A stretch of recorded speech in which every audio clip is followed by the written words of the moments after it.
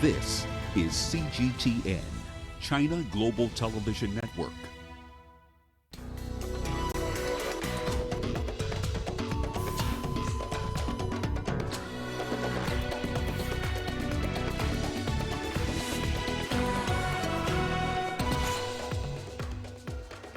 Mali's military authorities reject any foreign interference amid regional efforts to secure the release of ousted President Ibrahim Boubacar Keïta. The African Union seeks to protect Africa's economies and millions of livelihoods in its intervention against the coronavirus pandemic. And rising water levels in 5 lakes that sit on the Rift Valley displace thousands in Kenya. Hello and welcome to Africa Live. As always, great to have you with us. I'm Richard Nta, live in Nairobi. And for those of you joining us from across the continent and around the globe, we thank you for joining us. Let's take a look at other stories making headlines this hour. We look at how a number of African countries are leveraging on the economic disruptions caused by the coronavirus pandemic. And cleanup efforts in Mauritius continue with the oil spills from the Wakashio shipwreck now causing concerns among local fishermen. Once again, welcome to Africa Live. I'm Richard Nta. So good to have you with us. Let's begin in Mali, where the military junta that ousted President Ibrahim Boubacar Keïta early this week has rejected any foreign interference. A coalition of opposition parties, which has been backing the junta, said Keïta is safer with them for now. The development comes as a delegation of the West African bloc ECOWAS head to Mali in the hope of restoring order. The African leaders have asked participants of the mutiny to reinstate democratic structures in the country and return to the barracks.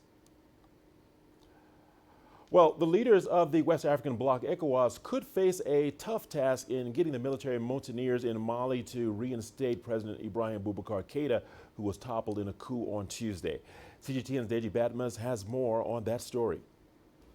Nigeria's President Muhammadu Buhari has been talking tough at an emergency summit called by West African leaders to decide on the next step over the dramatic political developments in Mali. President Keïta and all other detainees should be released unconditionally and with immediate effect. And he didn't end there. It is time for the unconstitutional authority in Mali to act responsibly and do the needful by heeding to the above recommendations. Among those recommendations are the immediate reinstatement of President Ibrahim Boubacar Keïta, immediate restoration of constitutional order, and the release of those detained.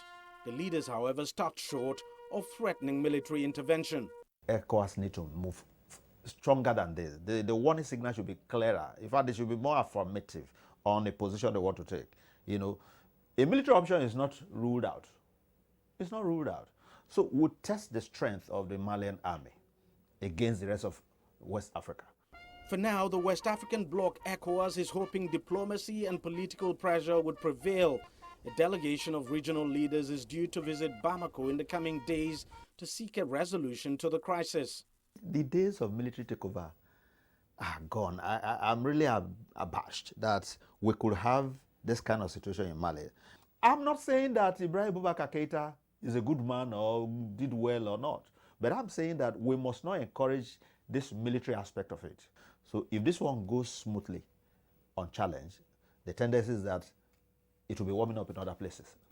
Mali's opposition parties and civil groups are another hurdle in getting the president reinstated. Many have welcomed the coup and previously insisted that President Keïta should step down. The coming days are no doubt very crucial for Mali. If the ECOWAS delegation fails to convince the military group behind the coup to give up power and reinstate democratic institutions, then the use of force may not be completely ruled out. Deji Batmas, CGTN, Lagos, Nigeria. Meanwhile, opposition supporters in Mali have been celebrating the overthrow of President Ibrahim Boubacar Keïta in their thousands. They packed Bamako's Independence Square on Friday to celebrate the junta's takeover. The square is the birthplace of months of long protest movements against the president. Draped in the country's national flag, many hailed his ousting as victory for the Malian people. Protesters claimed Keita failed to revive the economy and tackle corruption. The coalition, which ousted the president, has promised to respect international agreements as it discusses how to organize a transition to civilian power. We are happy to be with you this afternoon. We thank you for the support you have given us. We thank the entire people of Mali for their support. Our job was to complete your fight from the very beginning. We recognize ourselves in your struggle.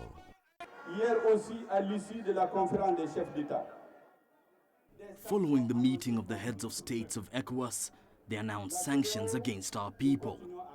We continue to believe that ECOWAS is the organization of people and not the organizations of heads of state.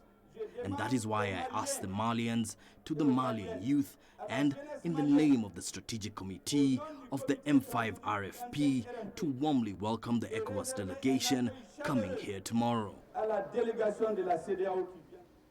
The African Union has launched a flagship campaign against the coronavirus pandemic. The campaign focuses on protecting Africa's economies and millions of individual livelihoods. Here is CGTN's Richard Nta with more.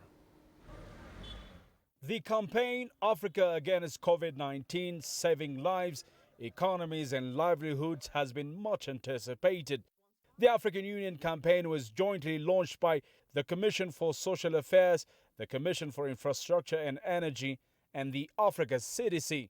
Saving lives, economies, and livelihoods aims to utilize innovative tools, methods, and partnerships with the private sector to develop harmonized strategies aimed at preventing transmission, death, and social and economic harm on the continent.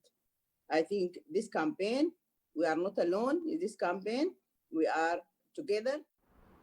The campaign aims to involve the private sector as much as possible. Our countries and our companies and our carriers should start rethinking the processes, rethinking the way we do business to make sure that our systems are more adopting digitalization, that we are using more contactless or touchless means of providing services. To 55 billion for the head of the Africa CDC, John Nkengasong, noted the mounting impact of COVID-19 across Africa. We are at a very different phase of our pandemic. We have crossed the 1.1 million mark, and countries are easing the lockdown. And as Commissioner Amani said, the loss of economic loss just for travel is about 8 billion and about 50 to 55 billion for tourism on the continent alone. So at this point, we needed to devise a strategy that will protect both travel and borders, protect economies and businesses, and protect schools. The African Union has launched a number of initiatives to combat the pandemic. For instance, the Africa COVID-19 Response Fund, which pools a resource for anti-epidemic supplies. There is contributions from member states, there is contributions from our development partners, and the fund is playing a very big role in purchasing the medical equipment needed in our member states. For most African countries, the worst when it comes to the COVID-19 impacts is yet to come. Many nations still remain underprepared, populations undertasked, and the campaign efforts underfunded. Both Africa CDC and WHO advise African governments to step up their efforts and do it fast. Richard Nta, CGTN, Addis Ababa, Ethiopia.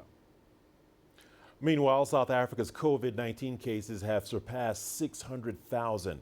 But the health ministry says the number of new cases has been on a decline.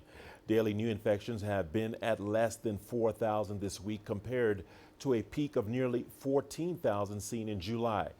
Despite imposing one of the world's toughest lockdowns, South Africa continues to be the hardest hit country on the continent. The nation accounts for roughly half of the cases and deaths in Africa. The Democratic Republic of Congo has stepped up efforts to find a local treatment for the coronavirus. The country's president, Felix Tshisekedi, has formed a task force composed of doctors, ministers, and members of the private sector to find local solutions to the pandemic. The formation of the task force comes 6 months after the outbreak was reported in the country. Chris Ochemringa has more from Kinshasa. Medical experts in the task force are using a plant called Artemisia to try and find a cure to the COVID-19 pandemic. The plant is known to be effective in treating malaria. Congolese doctors believe it can also treat COVID-19. They've started working on a protocol that adheres to clinical research. We need to wait a little longer for health experts to conduct more research about the herb to know its efficacy. They are in the process of doing clinical trials. The research is being led by 2 Congolese doctors who relocated from abroad at the request of the DRC president to help their country find a cure to the coronavirus. They are working with an international firm that produces plant-based health products. The DRC has recorded more than 9,700 COVID-19 cases since March. The pandemic has battered the country's healthcare system that's already overburdened by other epidemics like measles, cholera, and Ebola. Chris Ochemringa, CGTN, Kinshasa, Democratic Republic of Congo. South Africa's National Blood Service is awaiting the green light to start clinical trials on a convalescent plasma transfusion to treat COVID-19. Convalescent plasma is a yellow liquid extracted from the blood of recovered patients, which is rich in antibodies. The serum therapy has previously been used to treat viral diseases such as MERS, SARS, and Ebola. Anecdotal evidence suggests it could also prove effective against COVID-19. CGTN's Julie Shire reports. CEO of South Africa's National Blood Service, Jonathan Lowe, was one of the first COVID-19 patients in the country. Lowe donated his plasma on recovery.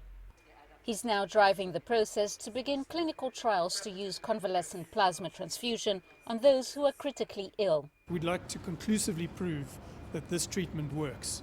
And if it does work, and we show that conclusively in the early stages of the disease, we'll break the trial and start making the convalescent plasma freely available to everybody that can get it as quickly as possible. Donors are subjected to rigorous screening. Plasma from 60 recovered patients has so far been collected, tested and stored. People that have had COVID-19 and have recovered fully and are 28 days after typically having fully recovered. We collect their plasma, and then that plasma will then, in the second arm of the trial, go into an ill patient, the patient that has active COVID-19, and it'll give them a degree of what's known as passive immunity. So that is when you use somebody else's antibodies to give your body a chance to produce its own antibodies in fighting this disease. Convalescent plasma therapy could be a quicker alternative to vaccines being tested on the local population. So vaccines probably another year or 18 months away. This is something that we can do right now that will hopefully make a real difference to people's lives. South Africa is at the moment sort of peaking with the epidemic, so this is the perfect time to find a large number of people that are in the recovery stages and are able to donate. These plasma trials are part of an ongoing research to effectively treat those infected. South Africa is also testing a vaccine and studying live coronavirus cultures. Judy Shire, CGTN, Johannesburg, South Africa. The head of the World Health Organization says COVID-19 can be beaten in less than 2 years if the world comes together. At least 23 million people have been infected around the world and 800,000 have died. Of course, with more connectedness, the virus has better chance of spreading. It can move fast because we are more connected now. But at the same time, we have also the technology to stop it and the knowledge to stop it. So we have a disadvantage of globalization, closeness, connectedness, but an advantage of better technology. So we hope to finish this pandemic before less than 2 years, especially if we can pull our efforts together and with national unity, global solidarity, that's really key.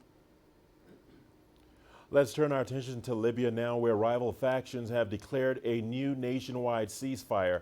The government of National Accord and the Eastern Parliament have both called for the resumption of talks and a complete halt to all hostilities. The GNA is also calling for a general election next March. Here's Adel El-Mahroui with more. Libya's GNA administration in the west and the parliament in the east are calling for a new ceasefire. Fighting has unofficially ceased along the Sirt and Al-Jufra line, but these political rivals have not agreed on how these two areas should be managed. The Libyan parliament wants to make Sirt the ruling city for Libya's transition. The GNA is refusing this because it wants to make it a military buffer zone between the western and eastern fighters. This complicates the new initiative. Also, who will protect that city? The western militias or the LNA forces, which neither rival parties recognize? Libyan politicians from both sides have agreed to resume oil production, the revenues of which will be collected by the national oil company. They say no government should gain access to these accounts before a political agreement is reached.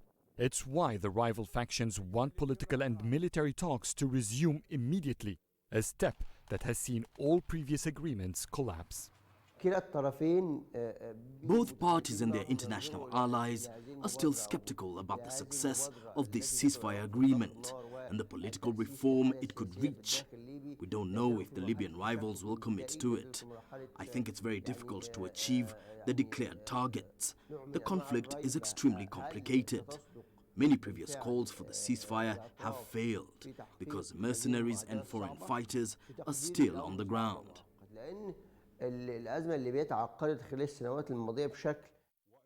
Faiz al-Sarraj, the head of the GNA, and Aqil al-Saleh, the Speaker of the Parliament, both say they want to disarm the militias and expel all foreign fighters.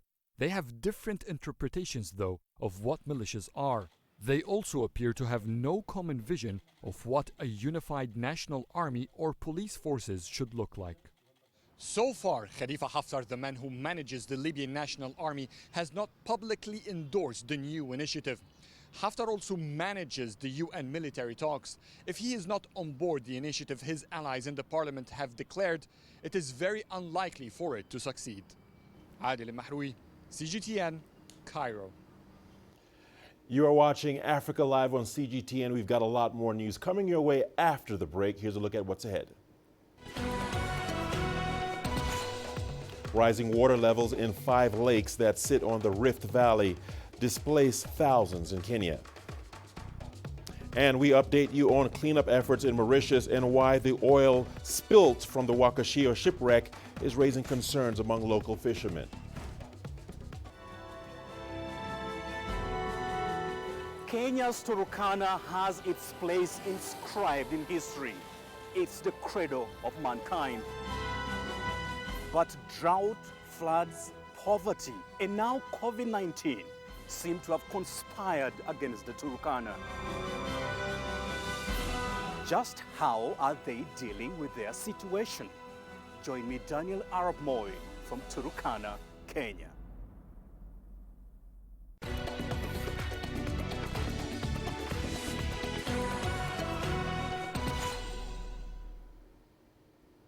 Welcome back to Africa Live. Thanks for staying with us.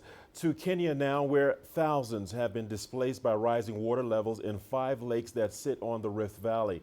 CGTN's Robert Nagila visited Lake Baringo, one of the affected lakes whose water levels are still rising. Residents who live around Lake Baringo, a freshwater lake about 320 kilometers from the capital Nairobi, have different theories on why water levels have risen exponentially. Some blame the rain. Every evening, in the morning, at night, we are experiencing rain. Others, like Esther Cherutoy, whose house has been submerged, puts it down to geographical activity. Earthquake every day, 4-5 times a day. You see, what is certain is the swelling lake has expanded about 6 kilometers inland, engulfing everything in its path and displacing thousands. As her neighbors salvage what's left of their property, Esther is still unable to access her home. Help has yet to arrive. We need iron sheets to rebuild our homes, and secondly, we need food. A boat ride inland reveals the extent of the devastation. Hundreds have lost their livelihoods as farmlands and businesses, including hotels and schools, have been swallowed by the lake. Along the shores, there are hotels like Soy Lodge. 100 employees have lost their job.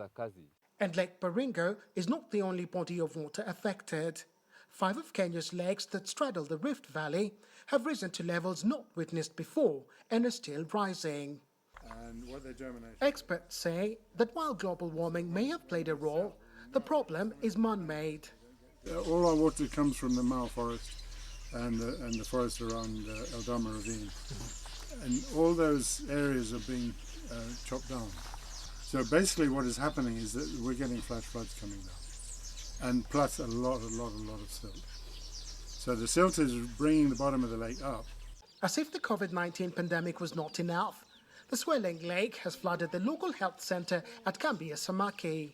In early 2019, I was in this same area covering a drought that claimed dozens of lives, claimed hundreds of animals, and left thousands of people dependent on humanitarian assistance. Now, it's not uncommon to find locals fishing by the highway. From one extreme to another, having lost everything, many here face an uncertain future. Robert Nagila, CGTN, Baringo. Let's go to Mauritius now, where international experts are working with the people of Mauritius to contain a cleanup and oil spill caused by a Japanese cargo ship. The ship ran aground off the coast of Mauritius last month.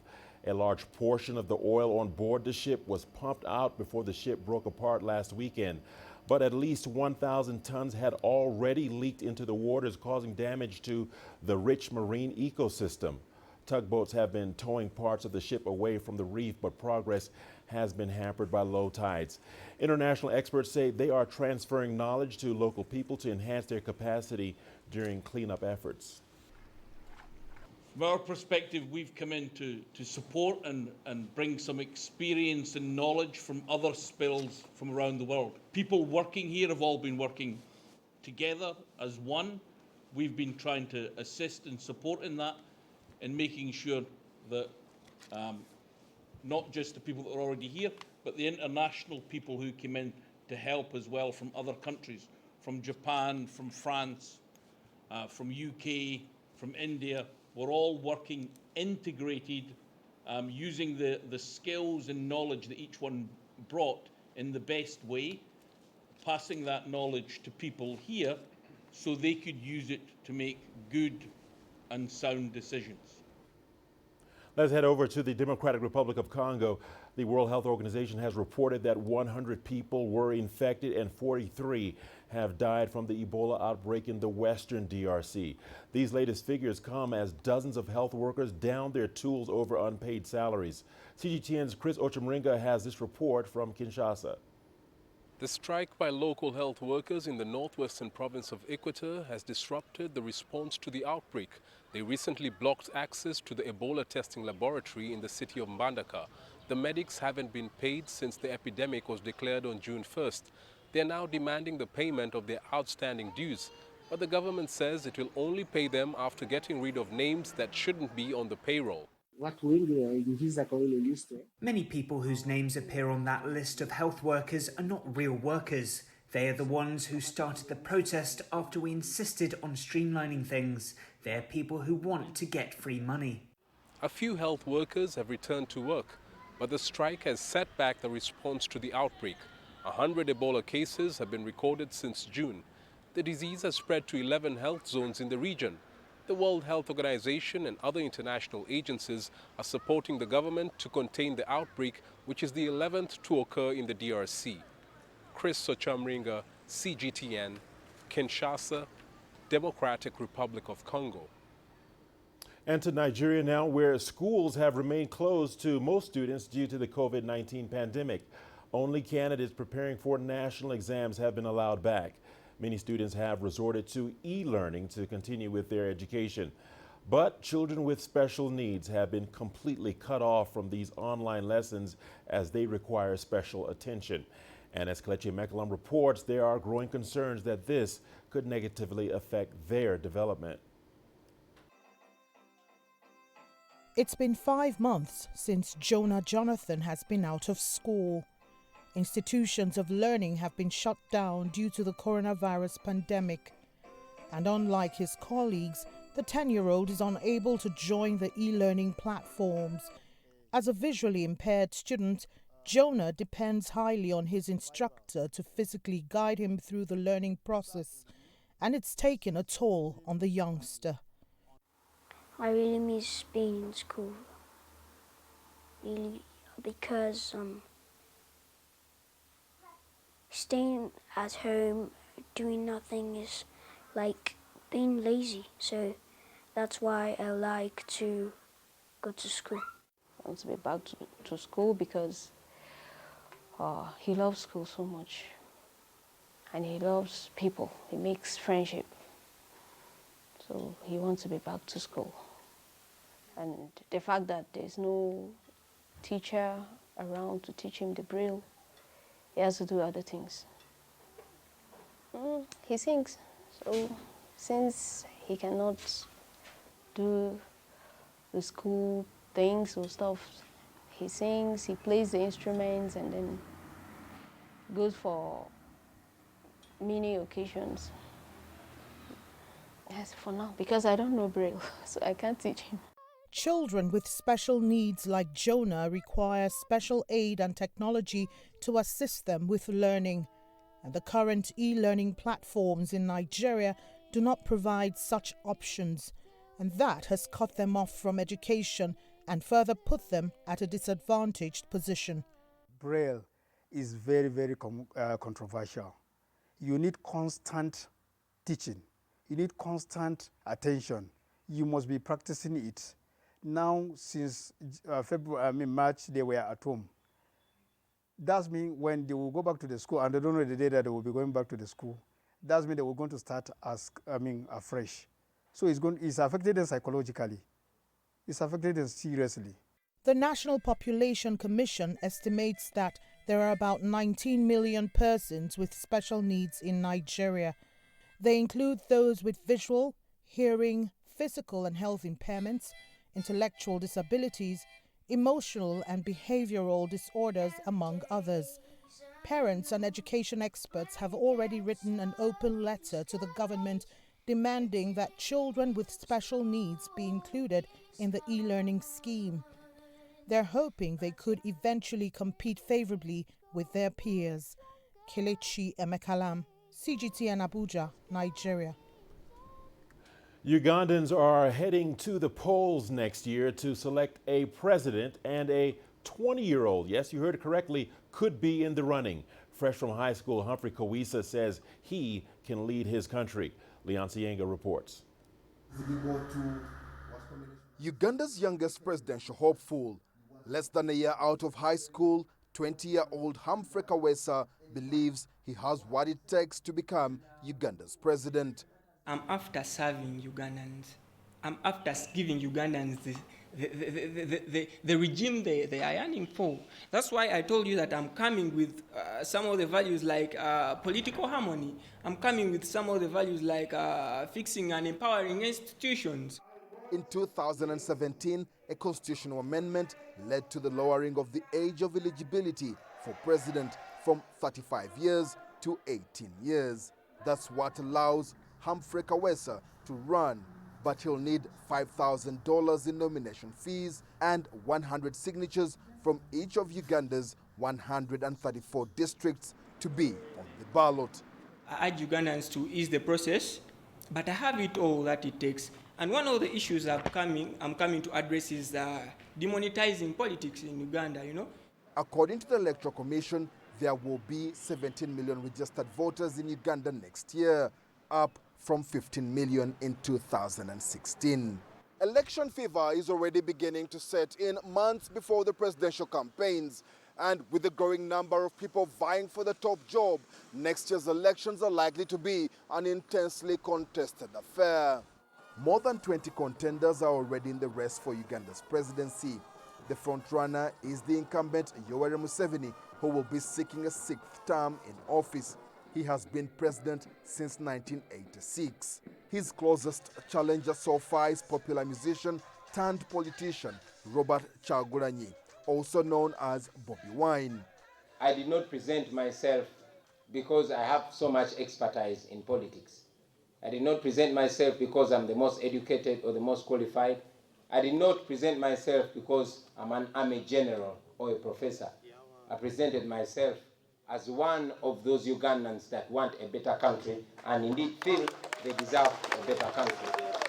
And for the first time in 20 years, 4-time presidential contestant Kizza Besigye will not be in the race. He has opened up space for younger contenders. The youth have not previously utilized their democratic power, their numerical strength in elections, and I'm glad that the Bobby Wine wave has rejuvenated them to know that they can do something. They can determine the course of affairs in this country, and it's a very good development, regardless of what parties they support. September to November will be a period of nominations, and Humphrey Kawesa hopes he'll have fulfilled the requirements to be on the ballot next year. Leon Sanyange, CGTN, Kampala, Uganda.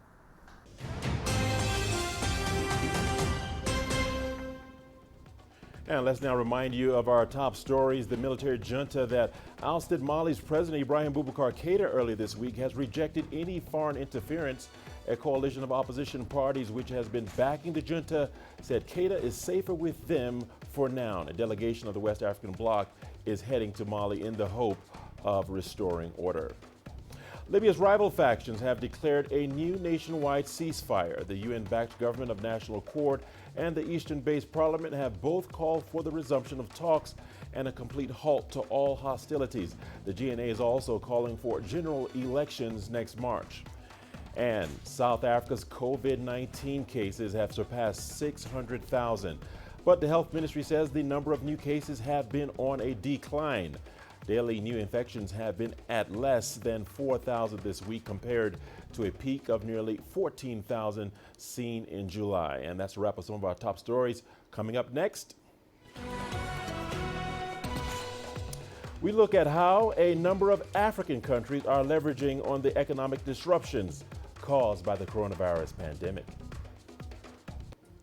Africa is the nexus of enterprise, and global business will tell you why it matters. From the mega investment projects to multi-billion-dollar mergers and acquisitions. Africa today collects, just in terms of revenues from taxes alone, $545 billion a year. If you take 10% of that and you devote it to the energy sector, problem solved. All this on Global Business, weekdays at this time on CGTN.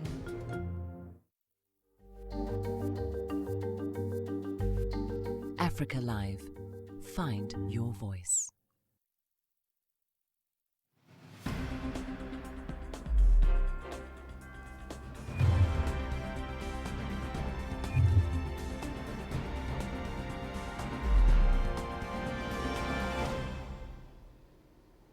Face masks are in high demand in Kenya due to the COVID-19 crisis. To satisfy the market, sellers are hawking the now essential item along streets and near buildings which require visitors to wear masks. CGTN's Wilkerson Yabwa spoke with some of the vendors in Nairobi about their business of selling masks. There's a new business in town. As the world grapples with the COVID-19 pandemic, Kenya has made it mandatory for members of the public to wear masks while in public spaces, and that directive has caused mask vendors to spring up in every corner across the city. They wait outside malls and other buildings where those seeking entry must don masks. Other mask hawkers have taken to the roads near the traffic lights where the jam builds up. Here they only have a few minutes to sell their wares before the lights turn green and their potential clients speed off. Eugene is a Rwandan who moved to Kenya years ago. He lost his job during the pandemic. I was working as a security guard, but we were all sent home when the pandemic started. He and a friend turned to the mask business to stay afloat. But the market has been flooded by both other vendors and cheap masks. And though Eugene and his wife don't have a child yet, the earnings they get from this trade are hardly enough to meet their needs. I need to pay rent and buy food. But the mask business isn't doing so well right now. Street mask vendors say that sales of masks have definitely fallen in recent weeks as more and more Kenyans opt for reusable masks. But they continue to turn up. Selling these masks is a contribution to the fight against COVID-19. Nowadays, most people have the masks already, so sales aren't as high as they once were. There isn't much money, as everyone now has a mask. Hundreds of thousands of Kenyans have lost their jobs owing to the COVID-19 pandemic. If I stop selling these masks, what else will I do? But should I find another job, I will definitely leave. The masks sell at between 50 cents and $1 each. Most days the earnings are just enough to put a meal on the table and to keep the vendors' hopes alive until the pandemic ends and life returns to normal. Bulkis Anyabwa, CGTN.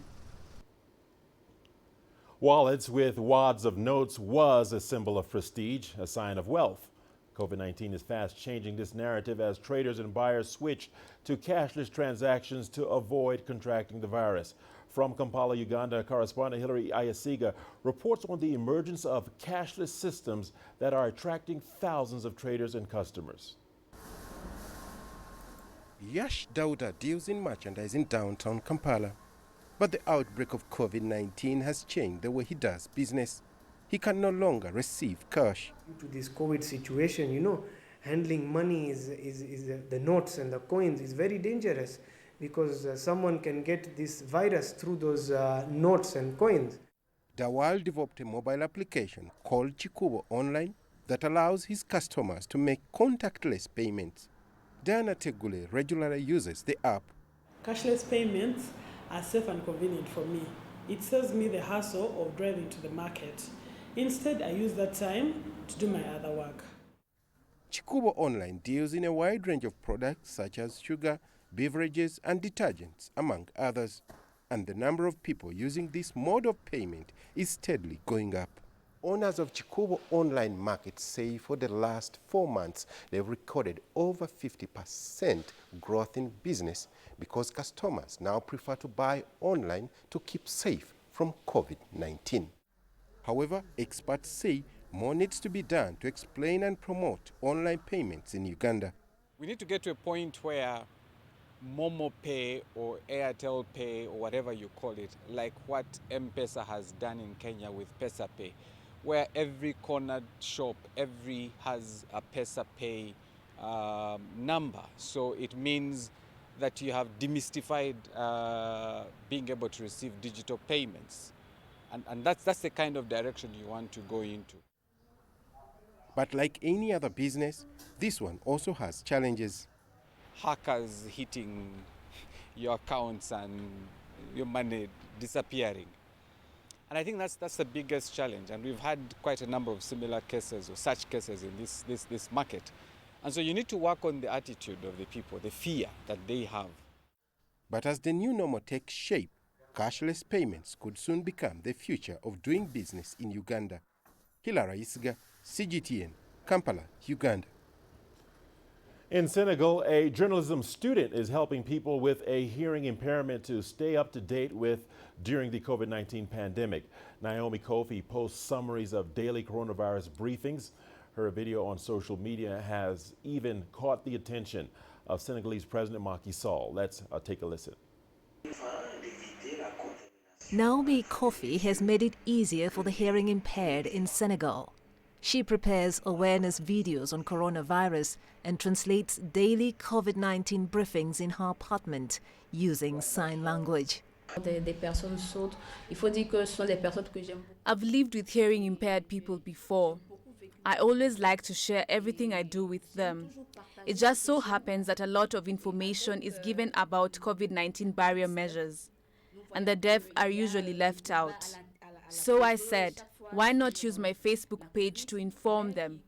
And so I started making little awareness videos giving them advice and informing them every time important information is shown on TV. Naomi's initiative has greatly been welcomed by the hearing-impaired community. More than 200,000 hearing-impaired are excluded from public speeches about COVID-19. Naomi's initiative has allowed us to better understand the health crisis and to know the barrier measures against this pandemic. We are very happy and proud of her clear language adapted to the level of deaf people. She's better understood compared to other interpreters. Through her Facebook page, Naomi has also launched a program allowing the world to better understand the realities facing the deaf community. She says she will continue to support those that are hearing impaired during the coronavirus pandemic by relaying information through her social media platforms. Joy Kiruki Juma, CGTN. Movie lovers have been flocking to a drive-in cinema in a coastal town in Tunisia. The municipality of Sidi Bou Said partnered with private investors to launch the open-air space. Traditional cinemas and theaters have remained closed due to an ongoing coronavirus lockdown. Adnan Shawashi has the details. This drive-in theater has helped revive cultural life in Tunisia. Here, drivers can forget about the coronavirus pandemic temporarily and enjoy the movies instead. The idea came up during the confinement and the general lockdown. People deserted cinemas and watched movies online. Now that the health situation is improving, the drive-in is the best solution to respect social distancing while enjoying a movie in your car. The event has attracted young Tunisians from all social classes, owners of brand new and expensive vehicles, as well as drivers of popular and cheap cars, shared the same experience. I often watch videos on social media of drive-in theaters. I am glad to live this exceptional experience here in Tunisia. It's an innovative idea. I like Western action movies. I also plan to watch Tunisian films. I'm discovering world cinema from a different perspective, instead of watching at home or in theaters. Hamadi and his fiancée remember when they watched their first film together. He says the drive-in theater brings people together. The screening is intimate and in a way private. It's amazing to watch in my car. Driving is usually a stressful activity. Now I'm pleased to be in my vehicle to watch a movie.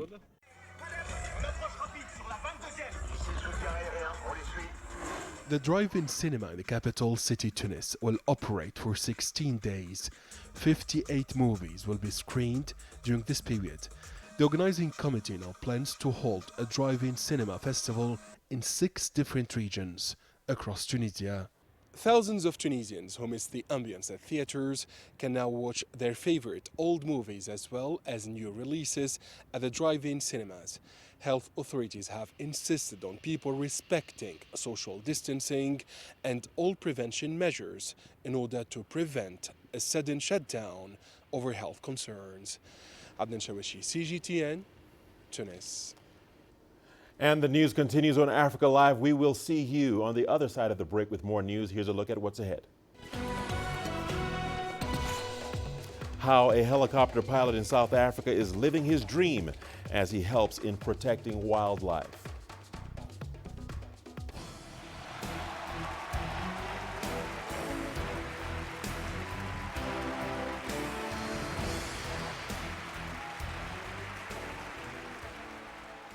Since I'm sitting on this particular table with great people, can each one of you give me one advice that I will mark it by heart and I will remember it for 10 years? The road of entrepreneurship is going to be tough as you scale your business.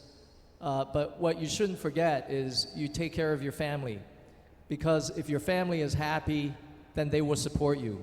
As you build, you take into account the diversity of Africa and the world. This core to your business is skills.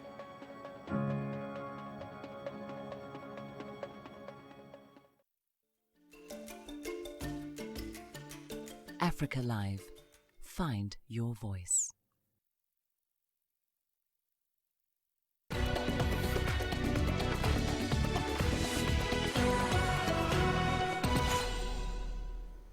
Welcome back. In South Africa, Kruger National Park's first black helicopter pilot is living his dream.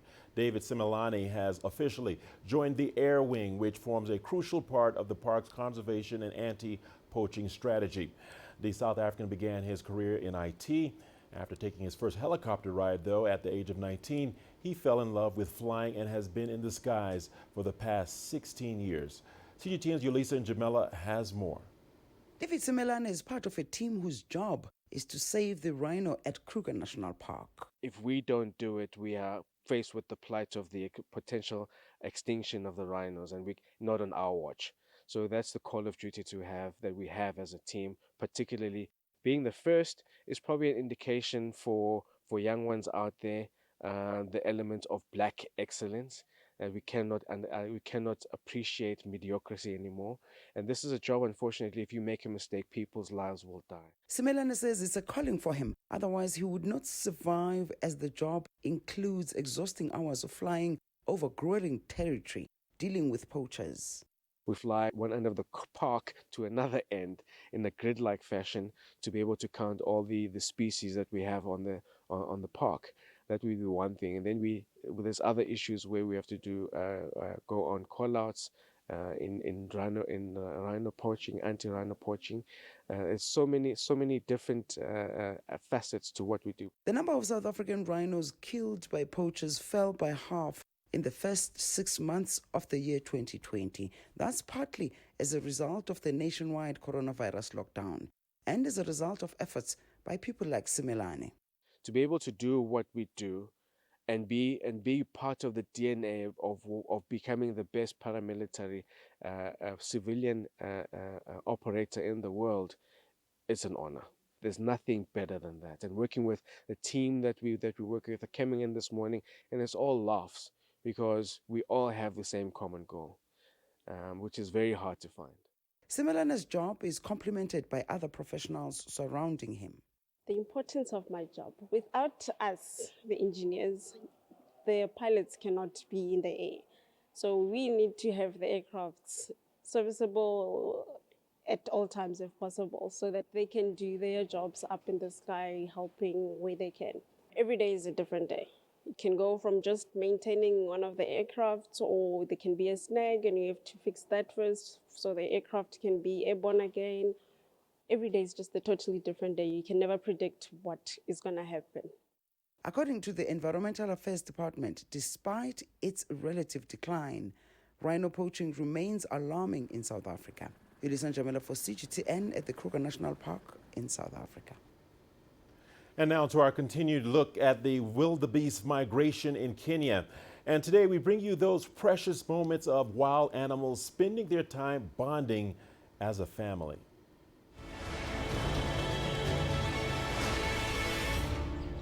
Previously on CGTN's Digital Safari.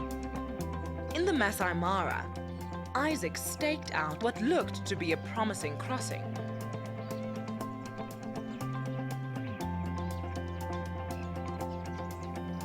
On the other side of the Mara, a lion marked its territory.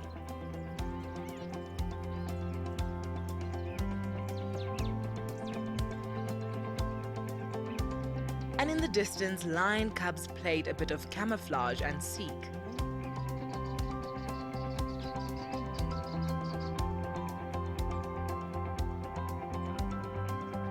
Down in the south, a chameleon showed off its leaf-mimicking skills.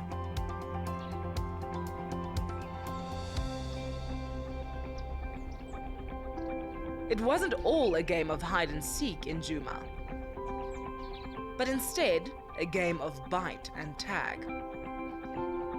All filled with tiny, precious moments of family bonding.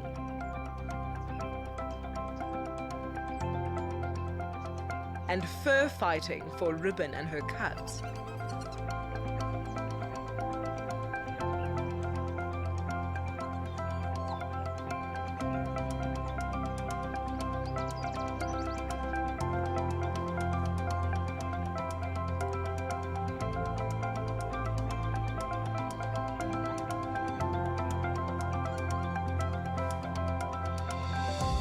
However, Not all dens were filled with fun and laughter.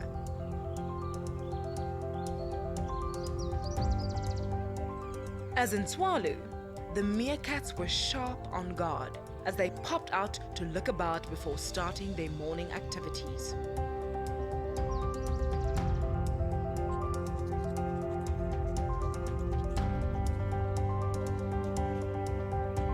Join us every day at 4:30 GMT on CGTN digital platforms for your very own virtual safari through the African wild.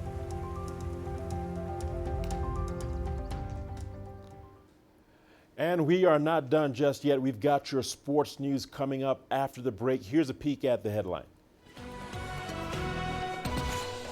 In sports, Sevilla crowned UEFA Europa League champions for the 6th time with victory over Inter Milan.